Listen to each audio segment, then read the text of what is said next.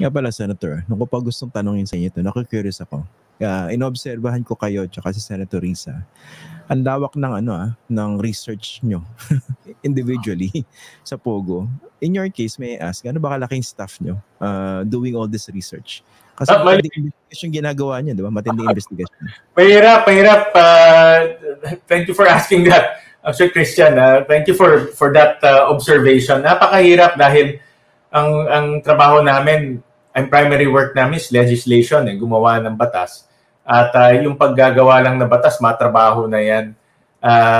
So for this particular case, itong Pogo, ang nagtatrabaho sabay-sabay, siguro mga around 12 people, mga 12 tao na sabay-sabay. But I have to give credit and thanks to the agencies dahil hindi kami pinahihirapan sa dokumento, except for PAGCOR, to be honest about it.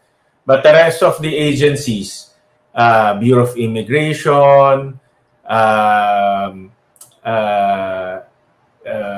ba ibang mga agencies? PAOK, SEC. Yung SEC yan, napaka-cooperative sila. Pag nagpadala kami ng letter today, mamayang hapon meron ng information. Kaya nabubuo namin yung picture para tong puzzle Christian, nakukuha namin yung dokumento ng RAW, ina-analyze namin, tapos binubuo namin yung picture. At para kasi ang gusto namin ni Senator Risa sa investigation, merong basis in investigation namin, hindi lang hearsay. Kasi dami rin hearsay dumadating. Christian, ang daming tumatawag sa opisina na alam nila, ganito, ganyan. So, vina-validate rin namin yung information para hindi rin kumbaga hindi rin hearsay lang, no, yung aming investigation. May dokumento talaga. Tsaka nakakatakot dyan, Senator, di ba? Pwede kayong painan na mali impormasyon that would discredit the entire investigation that you're doing. Di ba? Alam mo, may limitations Marami kami nakukuha ang information. In fact, nung lumabas tong issue ni Alice Go, marami kami tawag na nakukuha. Email, tawag, text, from friends, from iba, at marami anonymous sources. But we need to validate that dahil hindi ko naman pwedeng basta may tawag lang, yun na kaagad. No? May accusation na nangyayari. So, at least on my part, binavalidate ko talaga sa mga dokumento. At kung meron akong theory, I make it the point na sinasabi ko sariling opinion ko ito at sariling theory ko dahil based sa mga dokumentong nakikita natin. Itong Team of 12, no? Shoutout naman natin itong Team of 12 niya. Kasama na kayo dito, hindi outside of you. Outside pa ako. Tsaka Christian, itong mga Team of 12 to, mostly mga legislative staff to, so hindi naman sila investigators. No? So, but thank you for asking that. I have to give credit to them. Hindi naman sila investigators, but they really study and nag-uubos sila talaga ng oras para pag-aralan. And they make also rational recommendations, no? Para ayaw rin nila ng mga empty recommendation o walang basis na recommendations. Kaya, but thank you for asking that dahil matrabaho talaga itong ginagawa natin. Oo, tsaka parang basically you guys are doing the work of investigative journalism or law enforcement investigators in such a short period. Tsaka I can imagine the pressure, no? Kunwari, merong recommendation, nilabas yun sa floor ng Senado. Siyempre, pangalan nyo na nakataya doon Huwag nasunog kayo ron, di ba? Correct. Tama ka doon. Actually, that's a very good point. Yung mga senador rin natin, magagaling din yan. So, kung meron kang recommendation doon, base sa theory mo, base sa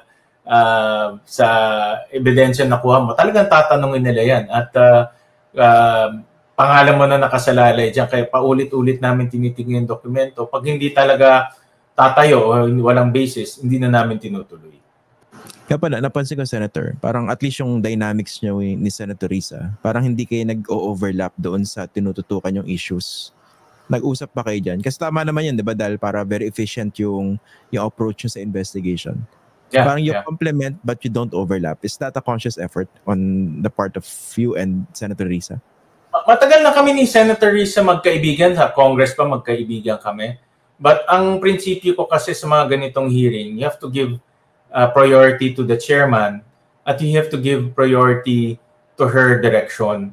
Kaya if you notice, pag nagtatanong siya, hindi ako sumasabat-sabat o hindi ako nag-interject kasi gusto kong makita kung saan yung direction ng chairman at kung ano yung mga hindi niya natanong, susundan ko na lang. In the same way, kung ako yung nag-chair ng isang investigation or isang hearing, ganun rin ang gusto ko sa mga members natin.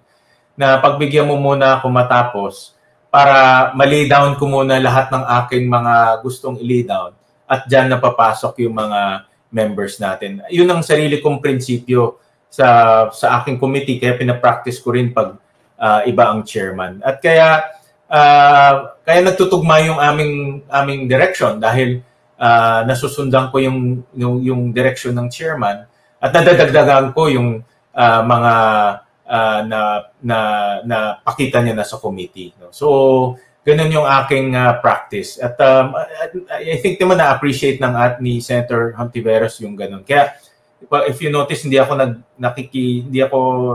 sumasabat o hindi ako nag-interject pag nagtatanong siya. Nagno-notes ako para masundan ko rin yung kanyang tatanungin. But thank you for that observation again. Christian, namin ko na-observe. But thank you for that observation kasi importante yan sa committee na yung pagtatanong mo klaro sa publiko. Kasi kung interject ka ng interject, naguguluhan yung chairman, naguguluhan rin yung nakikinig. No? Dahil yung idea ng chairman nalilihis at naguguluhan na yung buong hearing. Kaya ako tinatapos ko talaga yung kanyang pagtatanong para klaro sa listeners natin yung takbo ng committee hearing. Tama. Kasi nga, unang inisip ko, nag-uusap ba kayong dalawa ni Senator Risa? Kasi walang overlap pero may complementarity yung approach. No? Kunwari, yung hindi na tutukan ng isa, doon nakatutok yung isa. Kasi diba mahirap pang duplicate dahil kulang naman ng oras. Tama. Tapos, tama rin sinasabi niya eh. Di ba meron kayong tinutumbok na line of questioning, meron target yan eh. Pag may singit na singit, hindi kayo aabot sa tumbok na yan, di ba? But to be honest, it's easier said than done, Christian. Pero madalas kasi nangyayari yan sa committee na may mga senador tayo na may idea pumapasok biglang nag-interject. Ang kawawa yung nagtatanong dahil nawawala siya dun sa tinatanong niya.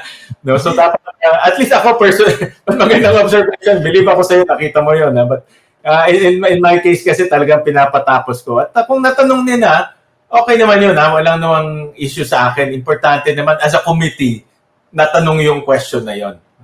Okay lang, Senator. Hindi man natin mapangalan, ano? Napakaganda ng observation mo. Believe ako sa'yo. Executive session na lang. Kasi minsan may mga di ba, I'm not saying dito sa exact hearing na to, no? Pero in previous hearings, lalo yung mga na-cover ko before, minsan may mga senador na parang not listening eh. Okay, biglang dating sa floor, hindi na masyado nakamonitor sa office nila, biglang magtatanong. So ilang beses natanong yan eh. Di ba? Parang, kawawa naman yung nagtatranscribe, di ba? Paulit-ulit. Ilang naman. Ako siya naman. I'm sure, veteran ka na sa covering ng mga hearings. Nangyayari talaga yan. No? Kaya, ako naman I give respect. Sino may floor? Kung for example, binibigay isang member ng time niya na, ako hinahayaan ko na siya. Natapos ko na lang kasi para hindi rin siya maguluhan sa kanyang pagtatanong. Ito last na on this point, no? Di ba ang problema pag yung chair naman masyadong minomonopolize yung yung hearing. Diba?